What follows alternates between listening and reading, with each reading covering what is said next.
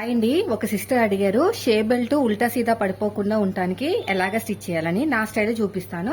First వచ్చేసి ఇవి వచ్చేసి మనం ఒరిజినల్ క్లాత్ అంటే మనకి బ్లౌజ్ పీస్ లో కట్ చేసిన క్లాత్లు అనమాట. ఇవి వచ్చేసి మనకి మెజర్మెంట్ తో కట్ చేసిన పీసెస్. ఇవి రెండు కూడా మెజర్మెంట్ తోటి కట్ చేసినవి, అంటే మనం షేప్ ఎంత ఉంది, సైజ్ జాయింట్ ఎంత ఉంది అవన్నీ చూసుకుని కట్ చేసిన పీసెస్ అనమాట.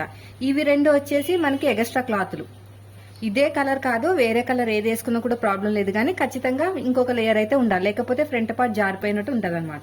ఇలాగా లైనింగ్ అయితే ఇలా 3 పీసులు ఉండాలండి. ఓకేనా? ఫస్ట్ వచ్చేసి ఇక్కడ ఒరిజినల్ క్లాత్ పెట్టేసేయండి. ఆ తర్వాత ఏ షేప్ అయితే మీకు ఉక్సు పట్టి కాజా పట్టి వైపుకి వెళ్తుందో ఆ షేప్ అనేది పాదం వైపు పెట్టాలి. ఇంకో ఇక్కడ దీనిపైన ఇది కరెక్ట్ గా పెట్టాలి. దీనిపైన మనం వేస్ట్ క్లాత్, అంటే నా దగ్గర లైనింగ్ ఉంది కాబట్టి లైనింగ్ తీసుకున్నా, మీ దగ్గర లైనింగ్ లేకపోతే వేరే క్లాత్ దళసరిగా ఏ క్లాత్ తీసుకున్నా పర్లేదు. ఇలా పెట్టేసుకుని నీట్ గా స్టిచ్ చేసుకుంటూ వెళ్ళిపోవాలి. చూడండి, ఇలా నీట్ గా స్టిచ్ చేసుకుంటూ వెళ్ళిపోండి. అయిపోయింది కదా. ఇప్పుడు ఓపెన్ చేసేసుకుని దీని మీద ఈ లైనింగ్ మీద పడేటట్టు స్టిచ్ వేసుకోవాలి. అప్పుడు ఫినిషింగ్ బాగుంటుంది. ఇలా దీని తర్వాత మళ్ళీ ఇలా క్లోజ్ చేసేసుకుని ఇంకో స్టిచ్ వేసేసేయండి. కార్నర్ కి, బాగా బయటకు కాదు, ఇలా కార్నర్ కి. అయిపోయింది. చూసారా ఎంత నీట్గా వచ్చేసిందో. ఇప్పుడు ఎగస్ట్రా ఉన్న క్లాత్ నీట్ గా కట్ చేసేసుకుందాం. ఇలా మొత్తం కూడా నీట్ గా కట్ చేసుకోవాలి. ఇది అయిపోయింది కదా. ఇప్పుడు ఏ షేప్ అయితే సైడ్ జాయింట్ వైపుకి వెళ్తుందో ఆ షేప్ అనేది పాదం వైపు పెట్టుకోవాలి. చూడండి, ఇది సైడ్ జాయింట్ వెళ్లే షేప్, ఇదేమో ఉక్సుపట్టి. ఆల్రెడీ ఫస్ట్ ఇది ఉక్సుపట్టి వైపు పెట్టేశాం కదా పాదం వైపుకి. ఇది సైడ్ జాయింట్ ది పాదం వైపు పెట్టాలి.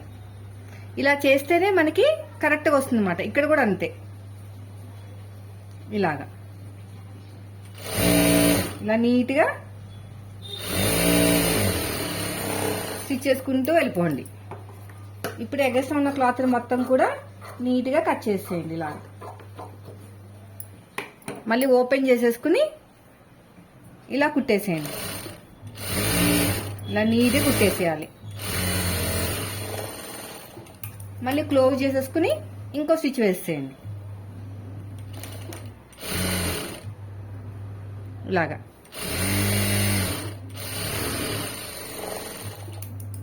అయిపోయిందండి. ఇప్పుడు ఎగస్ట్రా ఉన్న క్లాత్ మొత్తం కూడా నీట్ గా కట్ చేసేద్దాం. ఇలా నీట్ గా కట్ చేసుకోవాలి. అంతేనండి. చూసారా, ఇప్పుడు కరెక్ట్ గా వచ్చేస్తుంది అనమాట మీకు. ఇది ఉక్సు పట్టి, ఇది కాజా పట్టి షేప్. చూసారా ఎంత కరెక్ట్ గా వచ్చేసిందో. సో మీరు కూడా ఇదే టిప్స్ ఫాలో అయితే ఖచ్చితంగా ఉల్టా సీదా పడకుండా కరెక్ట్ గా ఉంటుంది. ఒకసారి ఇలా చూసేసుకుని మనకి కరెక్ట్ గా వచ్చిందో లేదో చెక్ చేసుకోవాలన్నమాట. ఎందుకంటే ఖర్చులు ఒక్కొక్కసారి ఎక్కువ తక్కువ వెళ్తా ఉంటది. ఇక్కడ నీట్ గా షేప్ ఇచ్చేసేయండి. ఇక కొంచెం ఇలా క్రాస్ గా కట్ చేసుకుంటే ఫినిషింగ్ నీట్ గా వస్తుంది. వీడియో నచ్చితే లైక్ చేయండి. మీరు మన ఛానల్ ఫస్ట్ టైం చూస్తే సబ్స్క్రైబ్ చేయండి. Thank for watching.